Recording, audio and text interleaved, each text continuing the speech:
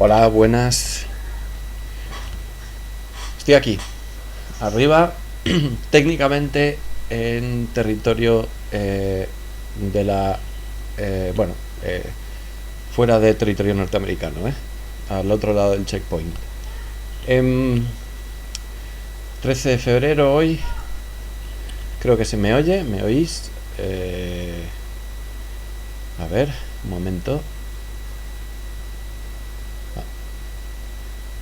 Bueno, hay poco delay, así que me he podido oír. Vale, bien. Hoy cosas rotas. El programa que estoy emitiendo en Twitch para... pues no sé para qué, la verdad, pero bueno. Dedicado en todo caso a hablar de cuestiones de libros, de cultura, de novedades varias. En fin, aquí estoy. Ya llevamos creo que cuando lo descargue lo contabilizaré, pero vamos, creo que es el programa 31. Ya son pues 3 meses aquí entre pruebas y tal. Y bueno, pues sin más dilación vamos a empezar por el principio, como decía el sombrerero loco, ¿no? Y cuando acabe de hablar, cierro. Los cocos, ¿no? Veis la imagen del comienzo, es un anuncio oficial que se emplea en Honolulu para avisar de los peligros de los cocos.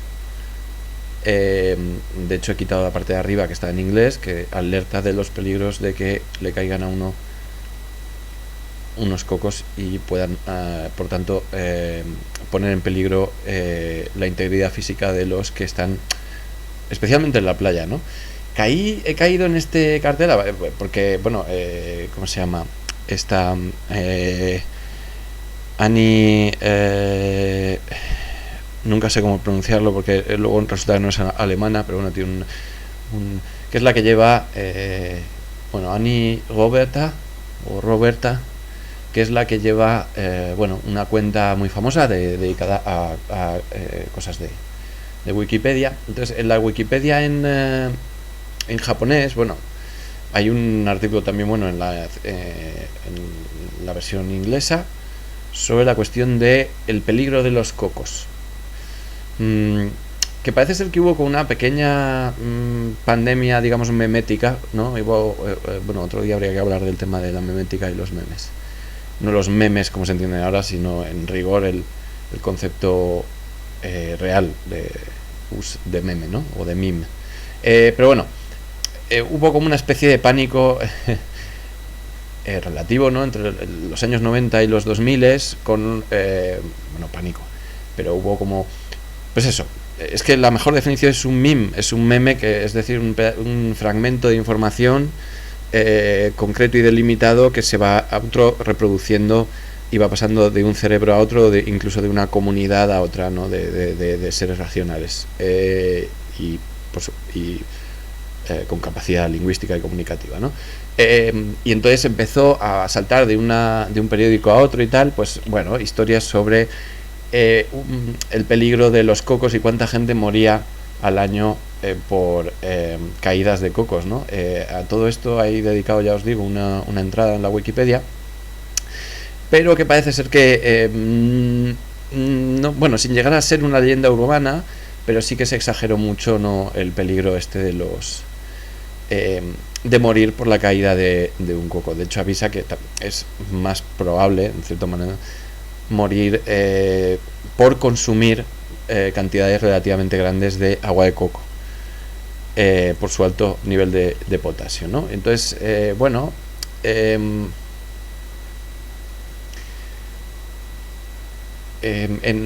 aquí lo que se informa sobre, bueno, a varios artículos y tal que fueron circulando y que se fueron reproduciendo de un periódico a otro, de Daily Telegraph, New York Times, Boston Herald, todo sobre todo en los 2000, ¿no? El Chicago Sun-Times, CBS, etcétera, sobre había más probabilidades de morir por un coco estando en la playa o simplemente paseando debajo de un cocotero por la caída de un coco. De hecho, según The Guardian, en noviembre de 2010 se informaba de que el gobierno indio, por la visita de Obama a Bombay, parece ser que tuvo que intervenir y retirar varios cocoteros del recorrido que iba a realizar el presidente norteamericano, por si acaso pudiese ocurrir algo con los cocoteros. Sin embargo, se supone que eso es muy raro, y de hecho es tan raro que, más que informar de datos y de digamos, números grandes, digamos, de casos, se informa de casos concretos, porque es realmente de lo que se tiene constancia, ¿no? Lo llama aquí muerte por cocos que caen desde el cocotero. Hay un caso en 1777, en 1833, 1943, 1952, 1966, en el 73, luego se salta hasta el 91, donde alguien que estaba atendiendo un funeral, presenciando, estaba en un funeral, pues murió por un coco en el sur de Sri Lanka. Lo mismo en Vanuatu, en Hawái en Malasia en 2002. Es decir, vamos, que es una cosa bastante rara y poco probable. ¿Por qué porque había caído yo aquí? Por otra cosa que tiene que ver con los cocos, en realidad, que es Talakoital, que es una práctica, o Talakotal, no domino la pronunciación del tamil, pero es una práctica tradicional antigua de lo que se llama senicidio, ¿no? El asesinato ritual o convencional por parte de tribus o unidades políticas mayores, de lo que se llama eutanasia involuntaria, ¿no? De los miembros, o un miembro, o el miembro más anciano de ese grupo humano, ¿no? Es un ritual que se repite en muchas sociedades humanas, pero en el caso del Talakotal se supone que se hace esta eutanasia involuntaria, se practica, involuntaria o no, porque realmente en este caso y en otros suele ser con el consentimiento de la persona anciana, ¿no? Y se les suele aplicar esta eutanasia de una manera u otra, a través de productos, digamos, del cocotero, ya sea con un coco o con un consumo, digamos, forzado o forzadamente intenso de agua de coco, y baños de coco, tal.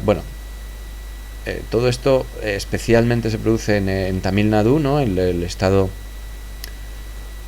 uno de los estados más meridionales de la India, y al lado de Kerala.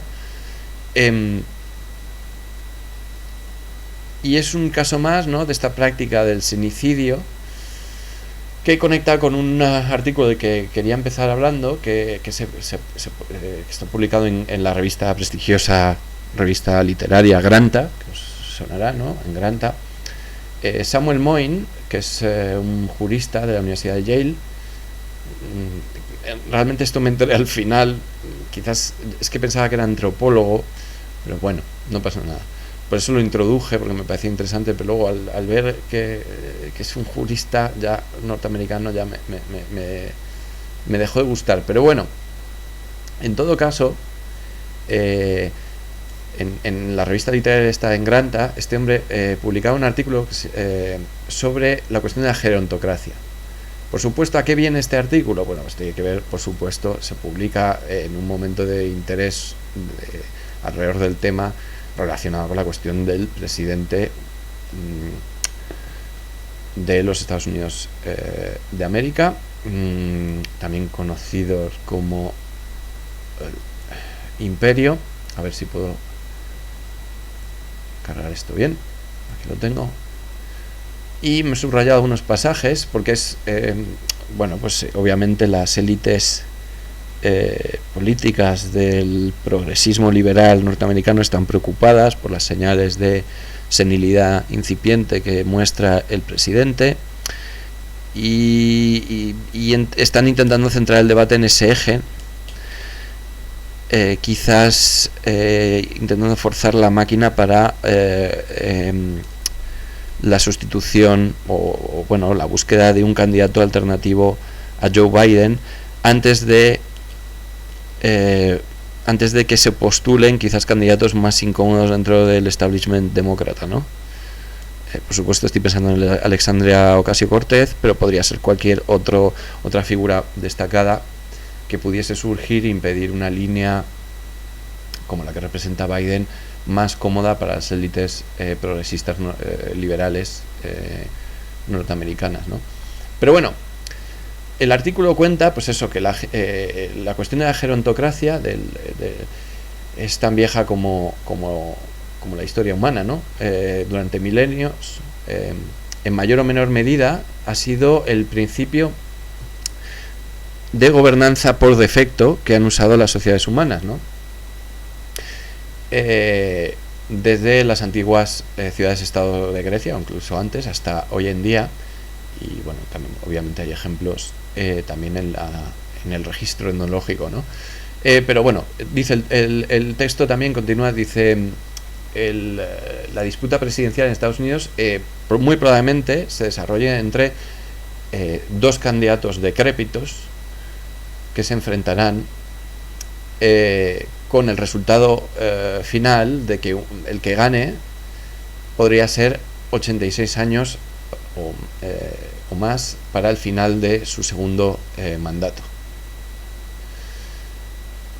Esto no es único de Estados Unidos, dice el articulista. Paul Biya, el presidente de Camerún, hace poco que celebró su cumpleaños número 90 y dice que dejaría, como en comparación, claro, parecería un joven fresco y recién salido de la universidad, el presidente, por ejemplo, de Irlanda, Michael Higgins, que tiene en estos momentos 82 años.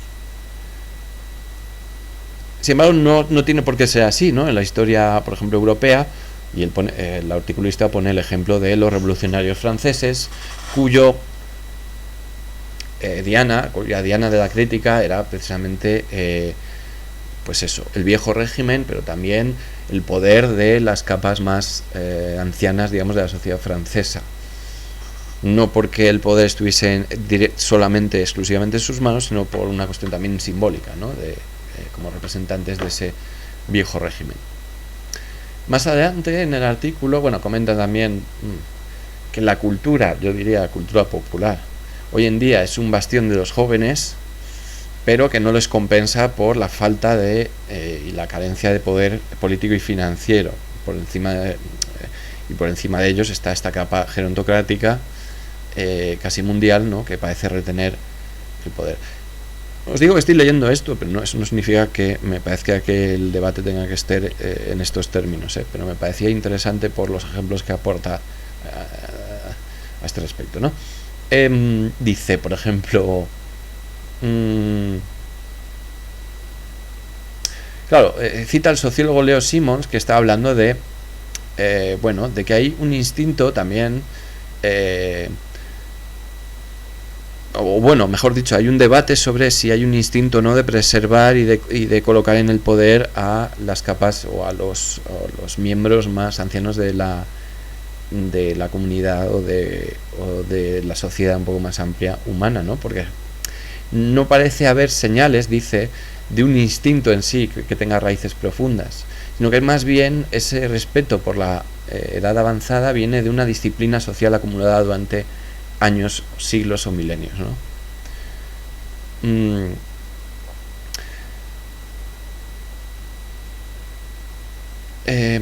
Claro, él cita un proverbio de la Biblia hebrea que dice que el pelo gris es como una corona de gloria. Luego habla de los trabajos y los días de Hesíodo, ¿no?, donde el poeta griego, bueno, aquí griego en un sentido amplio, hablaba de su época como una época de deshonor hacia los más mayores, ¿no? Y intentaba defender un poco que la longevidad también traía los bienes, los dones de la sabiduría y de la experiencia. Es decir, como indirectamente nos indica que ya Hesíodo tenía, y había una parte de su sociedad que estaba reaccionando una vez contra esta especie de oleada que volvía, ¿no?, de crítica hacia los gobernantes o hacia las capas, digamos, con mayor poder y también mayor ancianidad, ¿no? Knut Lehm, un sacerdote noruego y lingüista, visitó, dice el articulista, que os he dicho, se llama, por recordarlo, el autor del artículo, que es profesor de Derecho en Yale, Samuel Moyn. Cuenta de este lingüista noruego que visitó el pueblo Sami en el siglo XIX y aprendió cómo allí los ancianos, si estaban demasiado enfermos como para trabajar,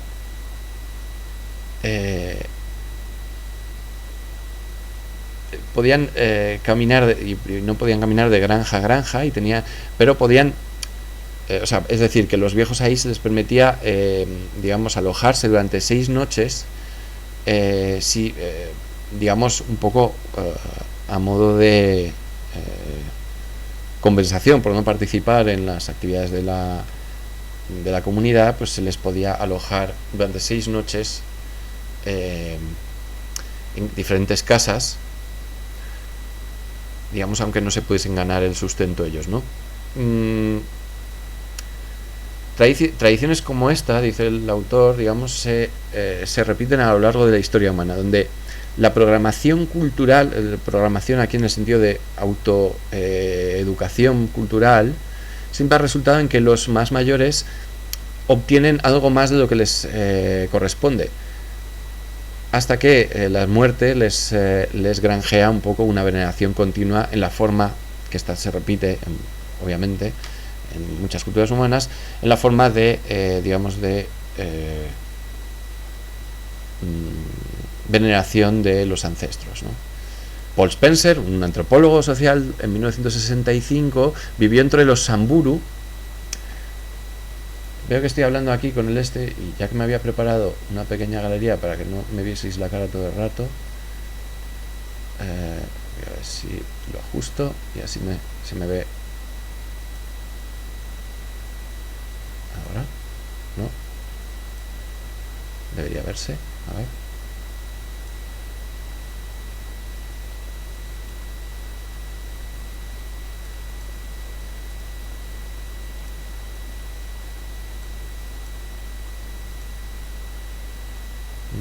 No parece que se vea. Vaya, puede ser que esté jugando un poco fuerte con la capacidad de tarjeta gráfica, quizás aquí.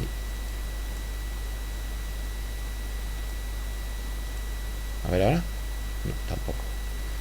Cachis, qué pena.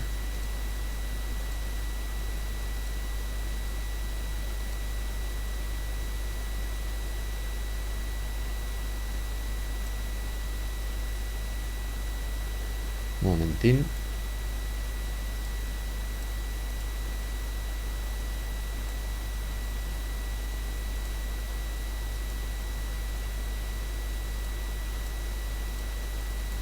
No, parece ser que no se ha cargado bien. Qué rabia. Bueno, voy a ver si lo puedo arreglar en un segundo. A ver, galería de imágenes. Vamos allá. Tampoco me ha parecido ver que no se había incorporado todavía mucha gente al directo, entonces no pasa nada. Es verdad que se me dice que estos momentos, pero bueno, también lo dice gente que no, afortunadamente, no ha sido todavía tocado por la degeneración visual de Twitch y también temporal, ¿no? Y no están acostumbrados a los tiempos muertos, ¿no?, que se repiten en las emisiones de... Ahí estamos, vale. Bueno, es una serie de libros que he puesto aquí para que se vaya viendo mientras leo, una pequeña selección por si a alguien es de interés. Y justo ahora aparece el libro Samburu, que es del que estábamos hablando, que es del antropólogo Paul Spencer, que vivió entre los Samburu, un grupo de nómadas que, digamos, situados en la parte central y septentrional de Kenia, que se organizaban a través de capas de edad, ¿no? De franjas de edad independientes unas de otras, que digamos, con una duración o una especie de un arco de 12 a 14 años. Y bueno, ahí, digamos, los hombres situados en una capa de edad, digamos, podían poco a poco ir escalando según iban avanzando en edad, iban pasando de una sección, de una franja de edad a otra, de un grupo de edad.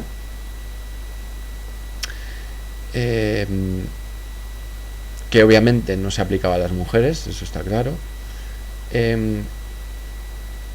Y alrededor de los 30 años, digamos, se entraba un poco en la ancianidad ya de por vida, una franja a la que se pertenecían durante toda la vida, y que constituía una especie de sistema, para que se entienda, de castas, pero basados en la edad, por tanto con las reglas típicas de las castas, ¿no? Por ejemplo, matrimonios entre franjas de edad diferentes no estaban permitidos, etcétera, ¿no? Y cuenta la historia de Nirorol en uno de estos grupos nómadas, una chica de 16 años que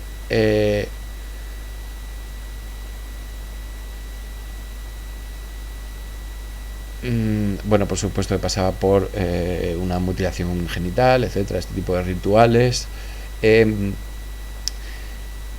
Bueno, aquí habla también a la hora de que lo que cuenta Spencer es que básicamente parece ser que para aceptar un poco esta casta, esta serie de reglas, que a partir de cierta edad esta chica, digamos, que tenía que pasar por lo que el antropólogo consideraba casi como una especie de lavado de cerebro, ¿no?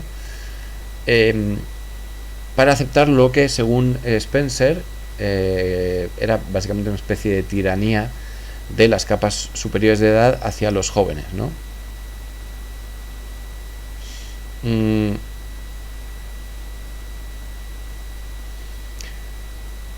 Que además está acompañado, por supuesto, de rituales y de capacidades mágicas, es decir, también no es solo una coerción física y social, sino que además también era mágica, es decir, si desafiaban este sistema de castas de edad, pues se podían arriesgar a maldiciones, etcétera, ¿no?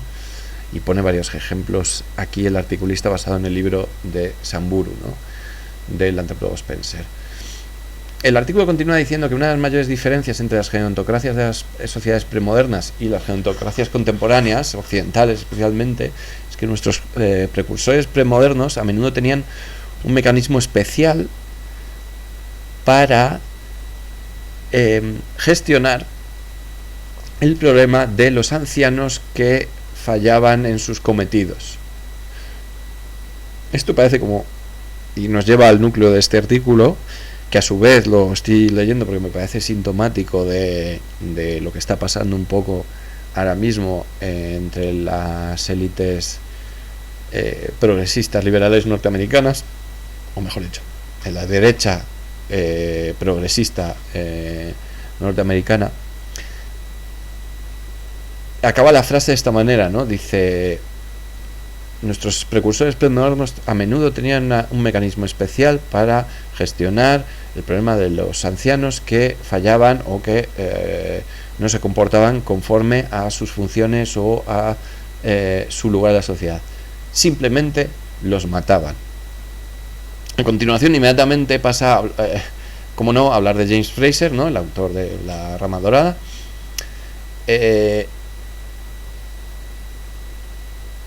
Y dice, y cita a Fraser porque él, Fraser, por lo visto, llegó a la conclusión de que nuestros predecesores antiguos en muchos aspectos eran más sabios que nosotros. Sabían que la gerontocracia era una forma muy antigua de organización humana, y a menudo la aceptaban y la incorporaban a sus sistemas, digamos, de autogobierno, de gobierno, etcétera, de control, pero también le ponían límites, poniendo coto, digamos, al gobierno y el poder de los más viejos, de los más ancianos, especialmente lo que respecta al gobierno de aquellos que estaban, o sea, que digamos, faltering, o sea, que fallaban o que tenían, empezaban a exhibir síntomas de, digamos, de incapacidad, o que directamente estaban seniles. a los que no solo desposeían de su poder, sino que a menudo marcaban como los destinaban a la muerte en un momento futuro ya predeterminado. Bueno, luego aquí abunda en detalles de Fraser al respecto de esto. Por ejemplo, en 1932, Edward Moffat Weyer Jr., otro etnólogo, observó que los cazadores indígenas que vivían en el Diomedes, 2 islas en el estrecho de Bering, a menudo asesinaban a los más mayores. Y digamos, bueno, y ahí pues eso, como ocurre en el ejemplo que os he contado de los cocoteros, pues bueno, en esta sociedad, pequeña sociedad del estrecho de Bering,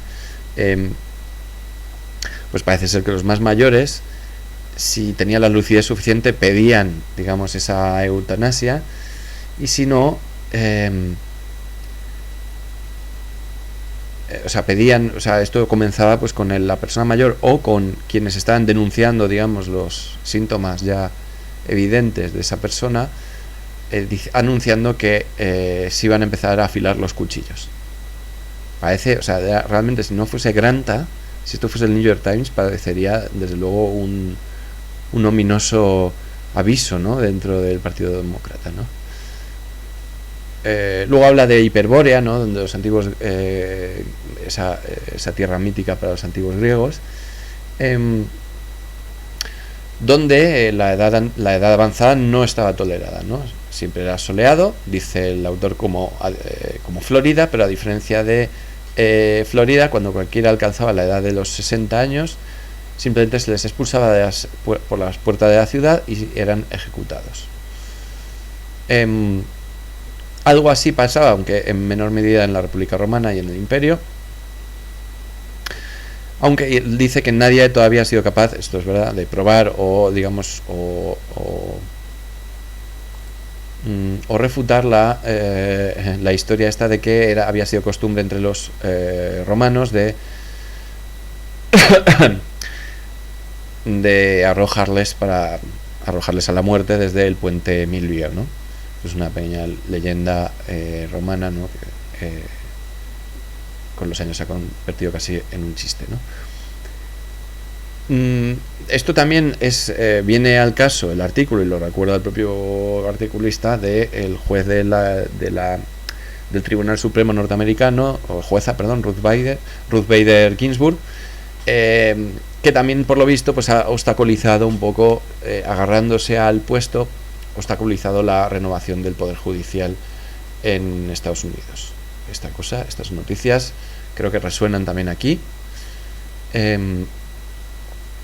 Y luego, bueno, me he apuntado aquí, he puesto una señal como de que, bueno, las conclusiones de artículos van un poco en la línea que os decía, ¿no?, que parece como realmente están desesperados y no saben qué hacer, y enfocan el debate sobre la cuestión de la vejez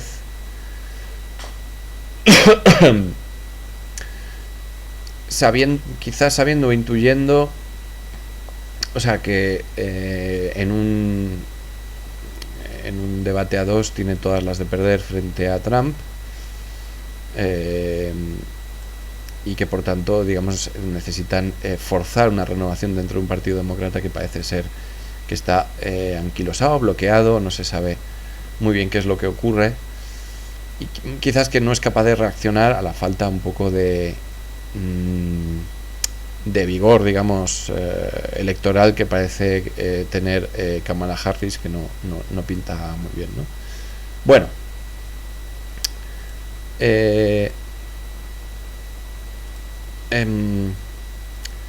cosas más bonitas, o bueno, más entretenidas. Vamos a ver novedades. Mira, ya vais entrando. Salud, buenas tardes a todos. Santon, Politicona, Tamara. Bien, por hablar de... Os he puesto libros ahora, pero bueno, por hablar de una novedad editorial que me ha alegrado bastante. A ver si los había puesto ya. Bueno, me he enterado por... Uy, es que claro, tengo que poner... Vamos a ver.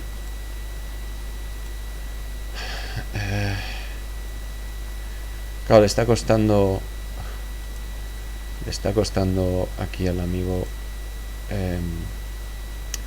al OBS le está costando bastante cargar las imágenes, no entiendo por qué. Bueno, esto tiene que ver con el hecho de que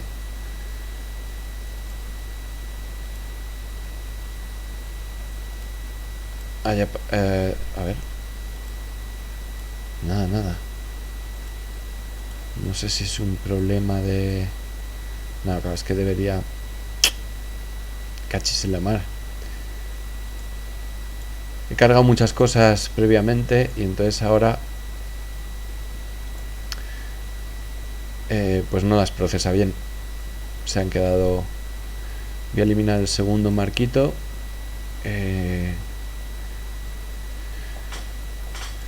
Vamos a ver si este, por ejemplo, si yo hago esto, no, claro, desaparezco. Bueno, vale.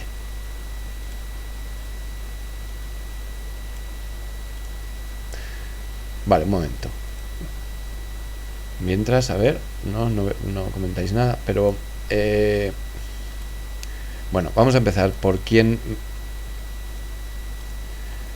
anuncia la novedad, ¿no? Que es José Emilio Pérez Martínez. Le he leído hoy, aunque creo que el anuncio es de hace 2 días.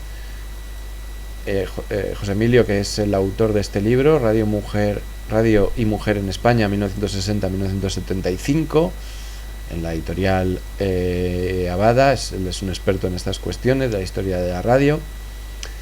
Este además es un texto que viene, digamos, reforzado por sus trabajos académicos con respecto a la historia de los medios de comunicación y tal. Y entonces, junto con otros autores, que ahora veréis, si se carga, cachis en la mar, si se carga la imagen, vale, aquí está, vale, ha anunciado en la editorial Catarata la publicación de este libro, Historia de los medios de comunicación en España, de la prensa impresa del siglo XIX, la prensa digital, el papel social y político del cuarto poder español. Concepto que sí que me interesa, aunque en otro ámbito no, más filosófico jurídico, pero una historia del papel del cuarto poder en España, ¿no? Es un libro que publica José Emilio Pérez Martínez junto con Antonio Laguna Platero y Francesca Andreu Martínez Gallego, ¿no? En la editorial Catarata, ahí lo tenéis. Un libro un poco que aborda desde, en orden cronológico, desde 1808, bueno, quizás un poco antes, del nacimiento de los periódicos y los diarios urbanos, y el nacimiento en general de la prensa española en el antiguo régimen hasta 1833. Luego, como la prensa acompaña un poco una cierta, entre comillas, revolución burguesa,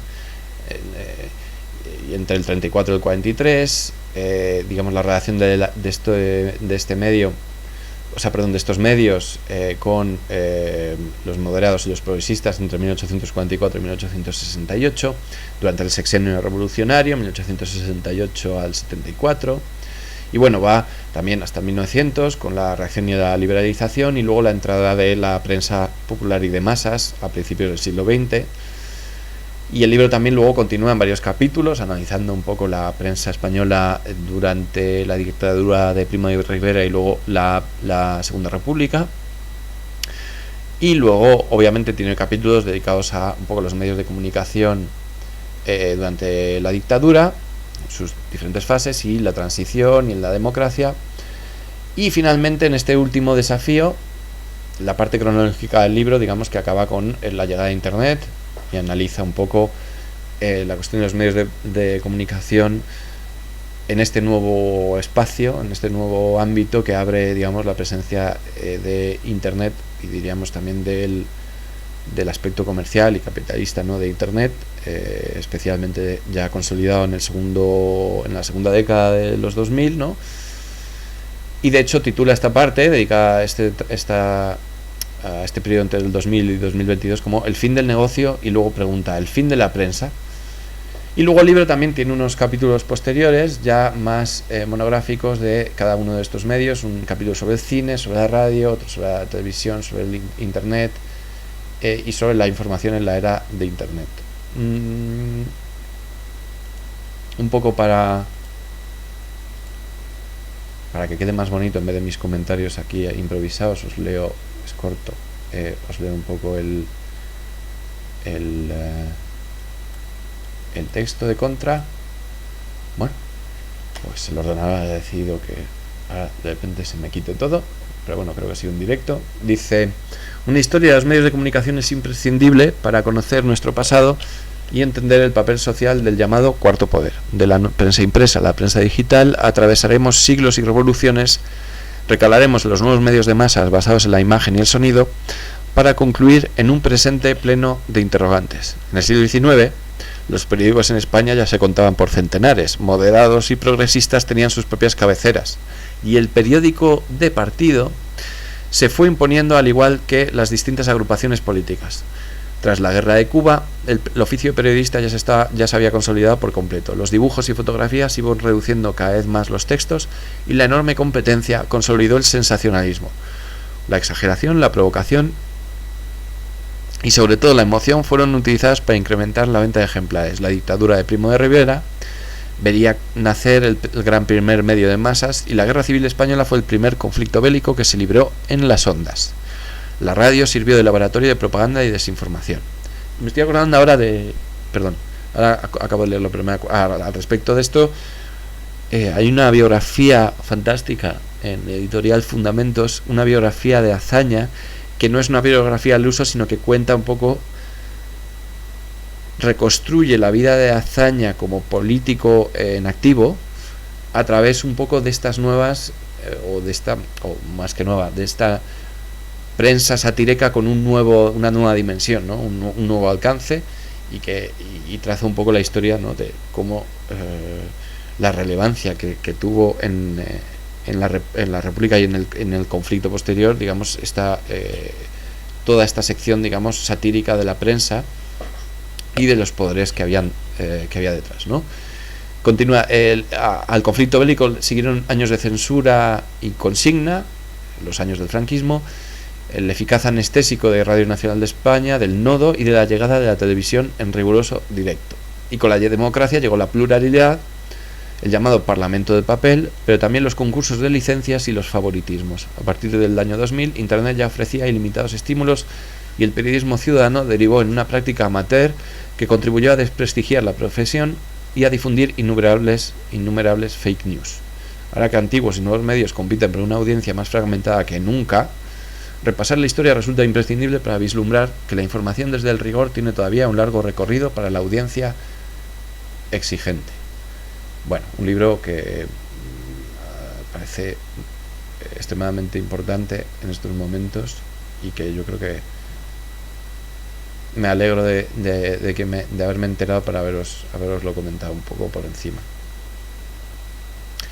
La semana pasada, vamos a ir limpiando esto, porque si no... bueno, y además me he dejado puesto el texto de aquí abajo del Telegram de Cosas Rotas, que bueno, ya ha estado suficiente en pantalla para que quien quiera que se vaya al Telegram, que algo que solicito vivamente, porque ahora mismo es el único canal más o menos fiable de comunicación en ambas direcciones, porque en ambas direcciones, aunque el canal no es verdad que no podéis escribir, pero por ahí también hago encuestas y hago cosas, y os enteráis más rápidamente, porque en otras redes sociales la cosa está complicada y la gente tarda en enterarse. Bueno, quito esto. Claro, me he quitado otros marcos que iba a poner. Bueno, venga, voy a poner uno, a ver, y así pongo a prueba a la tarjeta gráfica y demás. A ver, y así vemos si me deja. Así al menos cambio un poco de aires y nos vamos al Checkpoint Charlie en tiempos postmodernos, que es un poco lo que estamos. A ver, ¿dónde estoy yo? Estoy aquí y ahora estoy aquí. Vale. Bueno. A ver, ¿qué os iba a comentar? Bueno, pues que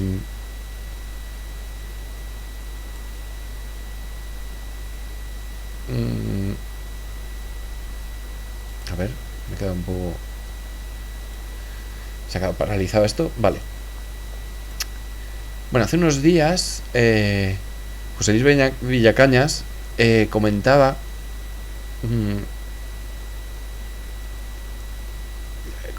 decía en Twitter, ¿no? El filósofo José Luis Villacañas se lamentaba así entre exclamaciones, decía: ¡ay, este era el campo de mi infancia! La industria química lo ha destruido. Me llamó la atención y quise ver el enlace, ¿no? Era un vídeo que me pareció muy interesante sobre... Claro, él está hablando del campo que se ve en el vídeo, se refiere un poco a las soluciones antiguas que realmente ahora se están intentando defender porque son, digamos, el único modo que están defendiendo los ecologistas y las personas un poco interesadas en generar unos cultivos que sean sostenibles, que esto no tiene que ver, la sostenibilidad no tiene que ver solo con que no muera una especie particular de panda al otro lado del planeta. Un cultivo sostenible significa también un cultivo, o sea, que podamos seguir manteniendo a unas décadas vistas y que no agote la fertilidad del suelo, etcétera, ¿no? Bueno, yo creo que se explica mejor en el vídeo. He conseguido descargarlo, vamos a ver. Y no, lo estoy buscando donde no es, un momento. Y nos sirve al menos de entrada para la siguiente cuestión. A ver, vamos a cargarlo, a ver si me deja. Que además yo creo que es un vídeo muy interesante. A ver, vamos a ajustarlo, esperemos que me deje colocarlo. Y bueno, a ver si os parece interesante. En la diferencia entre estos olivares, grabados la misma semana en la misma región, está la clave para evitar la desertificación, salvar la agricultura y frenar la subida del precio de los alimentos. Han sufrido la misma sequía, pero son dos mundos opuestos. Cuando hablamos de planes de lucha contra la sequía, todo se centra en embalses, trasvases y cuotas de riego. Y esto es importante, evidentemente, pero nuestro mayor y más fiable embalse es el suelo. Este es un suelo arado frente a uno estructurado. Uno retiene el agua y el otro no. El suelo y toda la vida que alberga con sus raíces, insectos, microorganismos y hongos actúa como una esponja que retiene el agua. Por cada 1% de materia orgánica que aumentamos, el suelo retiene hasta 160.000 litros de agua más por hectárea. Pero hemos convertido nuestros suelos agrícolas en una trampa frente a la sequía. En lugar de usar herbicidas o arar la tierra, como los demás, convirtiendo el olivar en un desierto sin vida salvaje que no retiene el agua, Francisco ha regenerado el suelo, multiplicando la retención de agua y ha potenciado la biodiversidad de la pradera, en la que aparecen plantas que fijan nitrógeno y nutrientes para los olivos, y utiliza ovejas con un sistema de pastoreo dirigido, diseñado para aumentar cada año la materia orgánica y la fertilidad natural del suelo. En lugar de quemar los restos de poda, los tritura y los aprovecha para abonar el suelo. Y esto no es un pequeño experimento, son 230 hectáreas en Luque, Córdoba, la finca regenerativa Valle del Conde. Uno de tantos que apuestan por la regeneración. Sería impensable volver al sistema tradicional, porque estamos viendo resultados, estamos viendo que la finca está cambiando, que el suelo está cambiando, que hay más biodiversidad, que económicamente es mucho más viable y por lo tanto no hay vuelta atrás. Se ahorra un dineral en agroquímicos y en trabajo, gana en independencia y cada vez resiste mejor la sequía. Está incluso recuperando antiguos manantiales que ahora se mantienen todo el año con agua y además produce aceite ecológico de una calidad nutricional mucho más completa. Un verdadero plan de lucha nacional contra la sequía tiene que partir de convertir las más de 5 millones de hectáreas de olivares, frutales y viñedos que tiene España en un reservorio de agua, biodiversidad y fertilidad. Podemos resolver 5 gigantescos problemas a la vez. 1. Nos adaptamos al calor extremo y al patrón de diluvios alternados con sequías eternas. El suelo vivo retiene el agua y la almacena durante meses y además la vegetación lo protege del calor, evitando la evaporación y la sequedad. Un suelo cubierto de hierba o de paja, incluso estando al pleno sol, puede estar 20 grados más fresco que uno desnudo. Y cuando diluvia no se erosiona, sino que se llena como una esponja. 2. Lucha contra la crisis climática. Las plantas absorben CO2 del aire y lo transforman en carbono que queda secuestrado en los suelos. Estos campos enfrían el planeta. Según el IPCC, la captura de carbono en los suelos agrícolas tiene un potencial similar al de la energía eólica en la lucha contra el calentamiento global. Y sin embargo, aún no estamos abordando esta transición agrícola crucial que puede convertir a los agricultores en actores centrales de la acción climática. 3.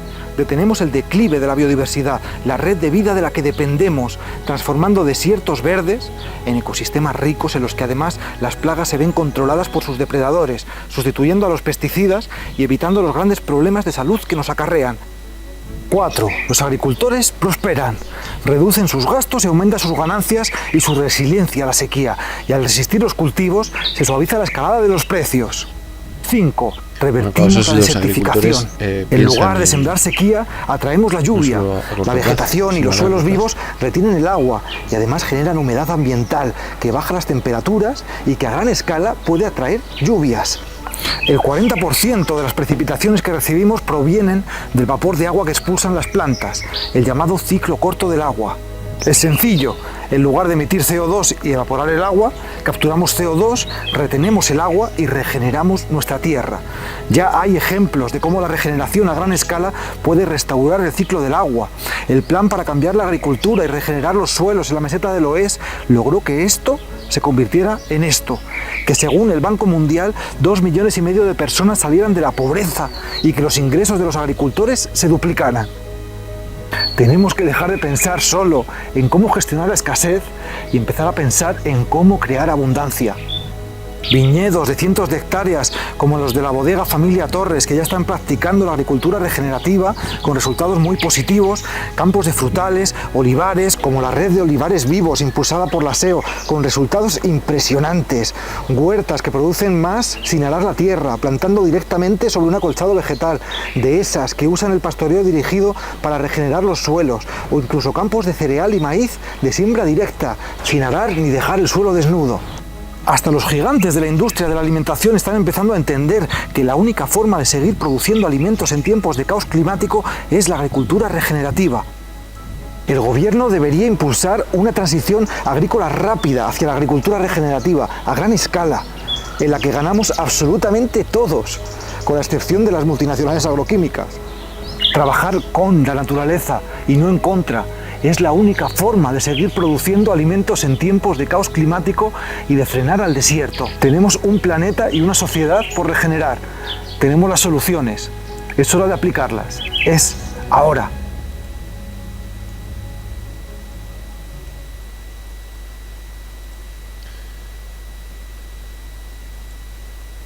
Vale. Bueno. Esto iba en un bloque más largo, pero lo voy a dejar para otro día para tampoco aplastaros. Porque hay una cosa que hay que comentar hoy corriendo antes de despedirme. Que os quería poner la imagen, he aprovechado el vídeo para intentar ponerla. Vamos a ver si consigo que se vea, pero creo que no. Porque es la fuente es... No se ve. A ver, quizás... Bueno, es una cosa que... No se ve. Bueno, no sé, yo no sé qué pasa. He sobrecargado ahí. Os pongo el enlace. La cadena SER anuncia hoy. ¿Lo habéis visto? Quizás. Espero que sí. Y si no, también espero que yo os esté dando la exclusiva casi. Bueno, tendréis que llevar bastante tiempo varias horas sin meteros, pero Cadena SER ha anunciado que tiene en su posesión, digamos, y pone una fotografía del atestado policial de los atestados policiales, ¿no? Los informes de los policías que visitaron las residencias durante la pandemia. Titular de la SER es: las actas de las residencias que Ayuso quiere ocultar. La SER accede a los informes policiales de la pandemia. Os pongo ahora mismo el enlace en el chat. A ver si... Madre mía, de verdad, que vaya día. Aquí está, a ver. Ahí os pongo el enlace para que lo veáis si queréis. Son los informes de los agentes de... Bueno, es que los detalles no os lo voy a leer porque de verdad es que es cabroso. El adjetivo escabroso, bueno, se queda corto, no es tremendo. Bueno, es que es dantesco. Es tremendo. Entonces, bueno, salto al final de la noticia. Los informes han generado reacciones, tal, de la oposición, declaraciones de la oposición, etcétera, ¿no? Falta de protección para los profesionales y falta de aplicación de los protocolos, o aplicación de los protocolos de Ayuso, claro. Y entonces se exige al alcalde el lapsus está bien, al alcalde Almeida, se le exige desde la oposición, ¿no?, que se ponga al lado de la dignidad y que haga públicas todas las actas para terminar con esta opacidad cruel. De crueldad, pues bueno, ya da buena cuenta el artículo, en fin, bueno, es que es tremendo. El caso es que, bueno, pues eso, parece ser que se han filtrado algunos de los informes policiales con, bueno, las imágenes ahí, bueno, que es tremendo. Elementos de protección, tal, medidas adoptadas por el centro, pocas observaciones, bueno, las observaciones, bueno, en fin, esto es tremendo. Que deambulan sin control, con trastornos, bueno, en fin. Pues eso, os lo pongo ahí, al menos para hacer un poco de servicio público. Y nada, hoy en día un poco así ajetreado, ¿verdad? Ha salido un poco todo regular. Pero bueno, nos vemos mañana, y así mañana ya acabo de poneros las cosas que no han salido hoy, incluido un vídeo muy didáctico que me parece importante y alguna cosita más. Mientras que espero, bueno, ya os contaré. En fin, hasta luego, me desconecto. Chao.